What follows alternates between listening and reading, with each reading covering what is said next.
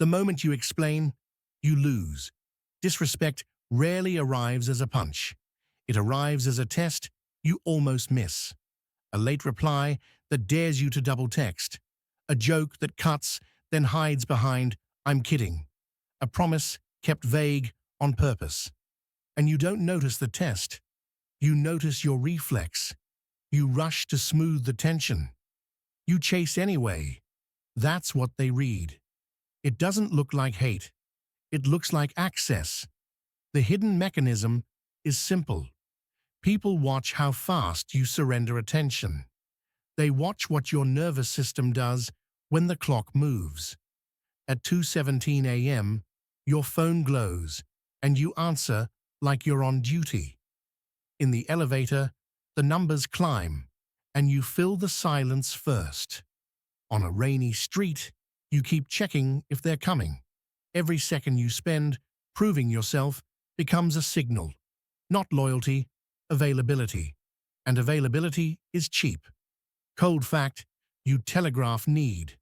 Respect follows what you withhold, not what you offer. Because attention is currency now.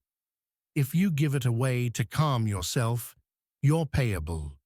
If you can hold discomfort, you're not. But that's not the real reason they keep testing you. They want one moment. The moment you break your own frame with speed.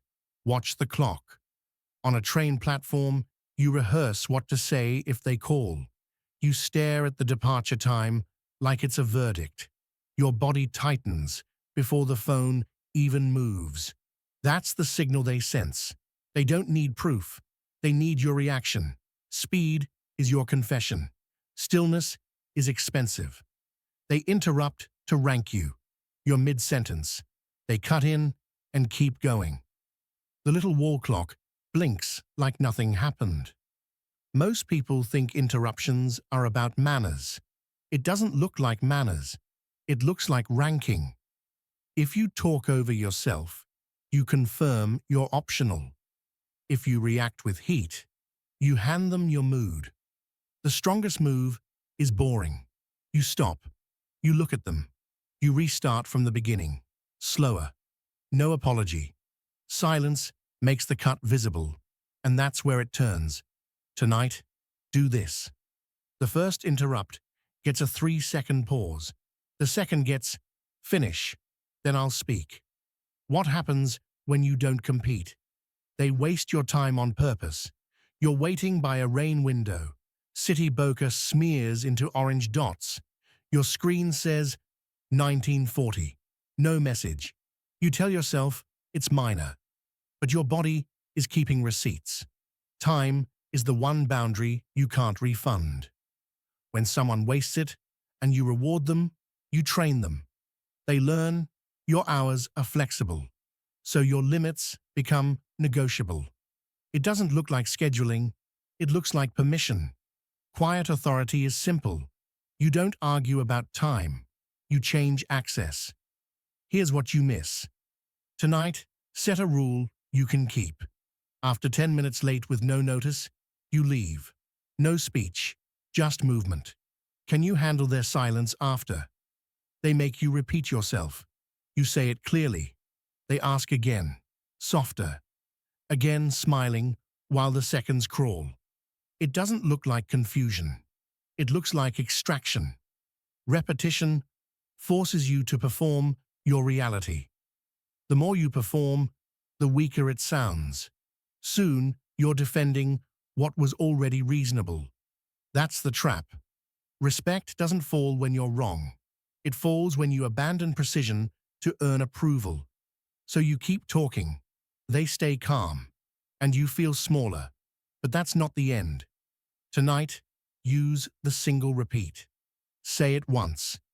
If they ask again, say, "I already answered," and stop.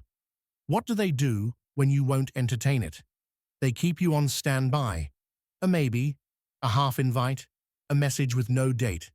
You hover, waiting for the next ping. People call it chemistry. It doesn't look like chemistry. It looks like attention economics. Keeping you uncertain makes them feel central. Your life becomes a pause screen.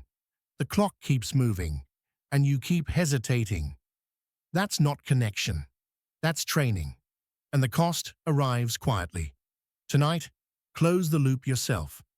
If it's not a clear yes, treat it as no. Fill the slot with your own plan. Who panics when you're no longer reachable? Now the stakes rise. First, it spreads outward. You get delayed, interrupted, rebooked, teased. Because people copy what works. They see you absorb friction and stay polite. Second, it spreads inward. You start living on alert. You scan messages. You rehearse replies. You feel the clock even when you can't see it. That's not sensitivity. That's your nervous system living in debt. Knife truth, you shrink slowly. If you keep paying for relief, you become cheap, not in value, in access. Final reveal. Respect is a response to what you tolerate. When you stop volunteering attention to soothe discomfort, people adjust. Some step up, some disappear. Both outcomes clean the room. Keep your time. Keep your face. Keep your silence. Let the clock move without moving you. Hold your frame. Let them adapt.